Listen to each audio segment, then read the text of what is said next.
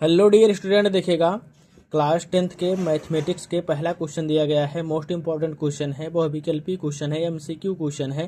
पहला क्वेश्चन दिया गया है, नीचे दिए गए कॉलम ए को कॉलम बी से सुमेलित कीजिए। देखिए पहला क्वेश्चन है 15 और 18 का एलसीएम क्या होगा। देखिए 15 और 18 का एलसीएम की अगर बात किया जाए, 18 और 15 में 18 क्या है, बड़ी संख्या है। 18 का पहाड़ा पढ़ते जाइए, 18 पंचे 90 होता है और 15 छक्का 90 होता है। तो 90 क्या हो जाएगा, देखिए पहले का तीसरा में मिलान होगा। पहले का किस में मिलान होगा, तीसरे में मिलान होगा। पहले के तीसरे में ऑप्शन ए में भी है और ऑप्शन बी में भी है। हम क्या करेंगे, इलिमिनेट करेंगे, ठीक है। जो गलत है उसी को पकड़ेंगे, बाकी जो सही है उसको पकड़ेंगे और वही सही हो जाएगा। देखिए दूसरा क्वेश्चन दिया गया है 15, दूसरा है 15 और 18 का मासा ज्ञात करना है, मतलब एचसीएफ पूछ रहा है। 15 और 18 का एचसीएफ की बात किया जाए तो 3 25 15 हो जाएगा, 3 6 18 हो जाएगा। अब 3 से फिर नहीं कटेगी, ठीक है। तो यही 3 ही क्या हो जाएगा, इसका एचसीएफ हो जाएगा, मासा हो जाएगा। तो दूसरा का क्या हो जाएगा, पहला हो जाएगा। तो दूसरा का पहला ऑप्शन ए में ही है, ऑप्शन ए इसका राइट आंसर हो जाएगा। पहले का ऑप्शन ए राइट आंसर हो जाएगा। दूसरा देखिएगा, निम्नलिखित में अपरिमेय संख्या होगी। देखिए अपरिमेय संख्या, परिमेय संख्या किसे कहते हैं। देखिए परिमेय संख्या वह संख्या होती है जो पी बाई क्यू के रूप में लिखी जा सकती है और q does not equal to zero होना चाहिए। देखिए परिमेय संख्या जो होता है वह पी बाई क्यू के रूप में होगा और q does not equal to zero होगा। अगर क्यू इक्वल टू जीरो हो जाएगा तो वह संख्या अपरिमेय संख्या हो जाएगी, ठीक है। और उसके बाद अंडर रूट में देखिएगा, रूट में जो संख्या होनी चाहिए पूर्ण वर्ग होनी चाहिए। अगर पूर्ण वर्ग संख्या रहेगी तो उसे परिमेय संख्या कहेंगे और अगर पूर्ण वर्ग संख्या नहीं रहेगी तो उसे अपरिमेय संख्या कहेंगे। ऑप्शन ए देखिएगा, अंडर रूट 25 है तो 25 एक पूर्ण वर्ग संख्या है, तो यह परिमेय संख्या हो जाएगी। ऑप्शन ए भी परिमेय संख्या होगा, ऑप्शन बी भी परिमेय संख्या होगा, क्योंकि 81 एक पूर्ण संख्या है। अंडर रूट में है तो ये बाहर आएगा, तो एक पूर्ण संख्या में है तो ये बाहर आएगा, तो ये पूर्ण संख्या प्राप्त हो जाएगा, ठीक है। देखिएगा ऑप्शन सी जो है वो भी परिमेय संख्या है, पी बाई क्यू, क्योंकि यहाँ पर पूछा है क्या, अपरिमेय संख्या पूछा है। तो ऑप्शन डी इसका राइट आंसर हो जाएगा, ठीक है। 5 प्लस अंडर रूट 2, ठीक है। तीसरा क्वेश्चन देखिएगा, समीकरण 5x minus 3y equal to 2 में x का मान 1 है तो y का मान ज्ञात कीजिए। देखिएगा 5x माइनस 3y बराबर 2 में x का मान कितना है, 1 है, तो y का मान पूछ रहा है आपसे। देखिए x का मान दिया गया है 5 गुणे x का मान 1 माइनस हो जाएगा 3y इक्वल टू हो जाएगा 2 के, ठीक है। देखिएगा 3y को इस साइड कीजिएगा, 2 को इस साइड कीजिएगा, तो 3y माइनस में इस साइड आएगा तो प्लस में हो जाएगा, 2 प्लस में है इस साइड जाएगा तो माइनस में हो जाएगा। 5 माइनस 2 बराबर हो जाएगा 3y के, 3y बराबर 5 में से 2 घटाइए 3 आ जाएगा, 3 से 3 कैंसिल हो जाएगा, y बराबर आ जाएगा 3 1 के। y बराबर कितना है, कितने के आ जाएगा, 1 के आ जाएगा, तो y का मान क्या आ जाएगा, 1। ऑप्शन बी इसका राइट आंसर हो जाएगा। तीसरा का ऑप्शन बी इसका राइट आंसर हो जाएगा। चौथा क्वेश्चन देखिएगा, दो रैखिक समीकरण a1 x plus b one y plus c one equal to zero तथा a2 x plus b two y plus c two बराबर जीरो का कोई भी हल नहीं होता है। यदि अगर हल नहीं होगा तो ऑप्शन ए इसका राइट आंसर हो जाएगा, क्योंकि a1 बट्टे a2 बराबर हो जाएगा b1 बट्टे b2 does not equal to c1 बट्टे c2, यही ऑप्शन ए इसका राइट आंसर हो जाएगा। ये हुआ चौथा क्वेश्चन। अब अगला क्वेश्चन देखिएगा, पांचवा देखिएगा। पांचवा क्वेश्चन कह रहा है, द्विघात समीकरण 1 minus 4x plus 4x square equal to 0 के मूलों का योगफल ज्ञात कीजिए। मूलों का योगफल पूछ रहा है। देखिएगा 4x square minus 4x plus 1 equal to 0। देखिए व्यापक समीकरण होता है ax square plus bx plus c बराबर 0। दोनों समीकरणों को क्या करेंगे हम, ठीक है, दोनों समीकरण का तुलना करेंगे। अगर तुलना करेंगे तो a बराबर कितना हो जाएगा, 4 हो जाएगा, b बराबर कितना हो जाएगा, -4 हो जाएगा, c बराबर कितना हो जाएगा, 1 हो जाएगा। देखिए a b c का मान आ गया है। अब मूलों का योगफल अल्फा प्लस बीटा बराबर होता है -b बट्टे a के, तो -b का मान क्या होगा, -4 बटे हो जाएगा -4 के, ठीक है। 4 से 4 कैंसिल हो जाएगा, माइनस माइनस ए प्लस हो जाएगा 1, इसका राइट आंसर हो जाएगा ऑप्शन सी। पांचवा का ऑप्शन सी इसका राइट आंसर हो जाएगा। छठा क्वेश्चन देखिएगा, द्विघात समीकरण 2x square minus 4x plus 3 equal to 0 के बारे में निम्न कथनों पर विचार कीजिए। पहला कह रहा है, पहला देखिएगा विचार है, दिए गए समीकरण विविधकर शून्य से कम है। देखिएगा व्युत्कर D equal to B square minus 4ac। यहाँ पर देखिएगा पहले हम क्या करेंगे, द्विघात समीकरण लिखेंगे 2x square minus 4x plus 3 equal to 0। इसका व्यापक समीकरण होता है ax square plus bx plus c बराबर 0। a बराबर क्या हो जाएगा 2 के तुलना करेंगे, b बराबर हो जाएगा -4 के, c बराबर हो जाएगा 3 के। ठीक है, व्युत्कर निकालेंगे D equal to B square minus 4ac होता है। ये सूत्र याद रहना चाहिए आप लोगों को। ठीक है, डी बराबर हो जाएगा बी स्क्वायर, बी का मान कितना है -4 का होल स्क्वायर माइनस देखिए 4 इंटू ए का मान कितना है 2 इंटू 3 हो जाएगा। देखिए 4 चौक 16 माइनस 4 दूनी 8, 8 त्रिक 24 हो जाएगा। 16 में से 16 देखिए 24 में से 16 घटाइए, 24 में से 16 घटाइए कितना आएगा -8 आ जाएगा, ऋणात्मक आया है। अगर संख्या ऋणात्मक आएगी, अगर व्युत्कर ऋणात्मक आया है तो यह एक काल्पनिक संख्या हो जाएगी, वास्तविक नहीं होगा। देखिएगा तो पहला, और यह 0 से क्या हो जाएगा, 0 से कम होगा, 0 से कम होगा, तो पहला ऑप्शन सही हो जाएगा, पहला वाला सही हो जाएगा। समीकरण के कोई मूल वास्तविक नहीं है, ये भी सही हो जाएगा। यह वास्तविक नहीं है, यह एक काल्पनिक है। समीकरण के व्युत्कर 0 है, समीकरण के मूल वास्तविक है। देखिए ये दोनों गलत हो जाएंगे, तो ये पहला और दूसरा क्या हो जाएगा, राइट आंसर हो जाएगा। ऑप्शन ए इसका राइट आंसर हो जाएगा। 7वां क्वेश्चन देखिएगा, समांतर श्रेणी 10 7 4 का 20वां पद होगा। देखिए 10 7 4 का 20वां पद निकालने के लिए 10 क्या हो जाएगा, ए बराबर कितना आ जाएगा 10 आ जाएगा। डी बराबर देखिए a2 माइनस a1 करते हैं, 7 माइनस 10 हो जाएगा। डी बराबर हो जाएगा -3 के। ठीक है, आपको देखिएगा यहाँ से कह रहा है 20वां पद निकालने के लिए हमें पता है सूत्र क्या होता है, n वां पद निकालने के लिए an बराबर होता है a plus n minus 1 into D होता है। a 20 इक्वल टू हो जाएगा, देखिए a का मान 10 प्लस देखिए 20 माइनस 1 इंटू डी का मान -3 है। ठीक है, ए 20 इक्वल टू हो जाएगा 10 प्लस 20 में से 1 घटाइए 19 आएगा, -3 हो जाएगा। 19 तियाँ देखिए 19 तियाँ 57। ठीक है, a20 इक्वल टू हो जाएगा 10 माइनस 57 की, माइनस और प्लस का गुणा करोगे तो माइनस आएगा। a20 इक्वल टू हो जाएगा माइनस देखिए 57 में से 10 घटाइए -47 आंसर हो जाएगा। तो ऑप्शन ए इसका राइट आंसर हो जाएगा। 7वां का ऑप्शन ए राइट आंसर हो जाएगा। 8वां क्वेश्चन देखिएगा, 8वां क्वेश्चन देखिएगा, बिंदुओं 5 0 और -12 0 के बीच की दूरी ज्ञात कीजिए। देखिए बीच की दूरी ज्ञात करने के लिए फार्मूला होता है D equal to under root में x2 माइनस x1 का whole square plus y2 minus y1 का होल स्क्वायर होता है। देखिए 5 0 दिया गया है, -12 0 दिया गया है, x1 y1 x2 y2। ठीक है, ये x1 हो जाएगा, ये y1 हो जाएगा, ये x2 हो जाएगा, ये y2 हो जाएगा। ठीक है, d बराबर देखिए x2 का मान -12 है और x1 का मान कितना है 5 है। -12 -5 का होल स्क्वायर प्लस हो जाएगा y2 का मान 0 है और y1 का भी मान 0 है, 0 माइनस 0 का होल स्क्वायर हो जाएगा। ठीक है, d इक्वल टू हो जाएगा देखिए 12 और 5, 12 और 5 कितना होता है 17 होता है, तो 17 -17 का होल स्क्वायर हो जाएगा।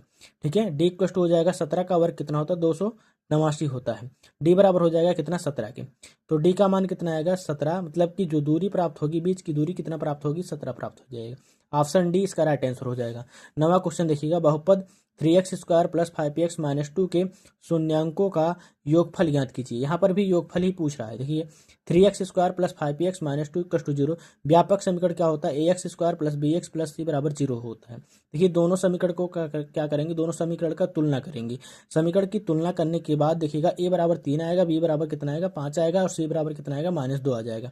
ठीक है, पूछ रहा है कि योगफल क्या होगा। आपको पता है कि अल्फा प्लस बीटा बराबर होता है -b/a होता है। ठीक है, बराबर हो जाएगा -b का मान कितना 5, -5/3 हो जाएगा। ठीक है, -5/3 इसका राइट आंसर हो जाएगा। तो 9वां का जो ऑप्शन है वह कौन सा सही हो जाएगा, ऑप्शन सी इसका राइट आंसर हो जाएगा। ठीक है, 10वां क्वेश्चन देखिएगा, दो त्रिभुज एक दूसरे के समरूप होंगे। देखिए दो त्रिभुज जो है दूसरे के समरूप कब होते हैं, यदि इनके संगत कोण क्या है बराबर है। अगर इनके संगत कोण आपस में बराबर होंगे तो यह जो त्रिभुज होंगे दोनों त्रिभुज क्या हो जाएंगे, समरूप हो जाएंगे। यदि इनके संगत भुजाएं समानुपाती होंगी, अगर इनके संगत भुजाओं का अनुपात जो है वह बराबर होगा तो भी यह दोनों त्रिभुज क्या हो जाएंगे, यह दोनों त्रिभुज क्या हो जाएंगे, समरूप हो जाएंगे। तो देखिएगा पहला और दूसरा मतलब ए और बी दोनों सही है। ऑप्शन सी इसका राइट आंसर हो जाएगा। 11 वाला क्वेश्चन देखिएगा, यदि साइन ए बराबर होता है, यदि साइन ए बराबर 4/5 है तो tan ए का मान ज्ञात कीजिए। देखिए हम एक राइट एंगल ट्रायंगल बनाएंगे और जिसका कोण जो होगा वह क्या हो जाएगा, ए हो जाएगा। आपको पता है साइन ए बराबर, देखिए साइन ए बराबर दिया गया है 4/5 होता है और आपको ये पता है कि साइन ए बराबर होता है लंब बटे कर्ण के। तो लंब क्या होगा 4 होगा, 4 हो जाएगा। उसके बाद कर्ण क्या हो जाएगा 5 हो जाएगा।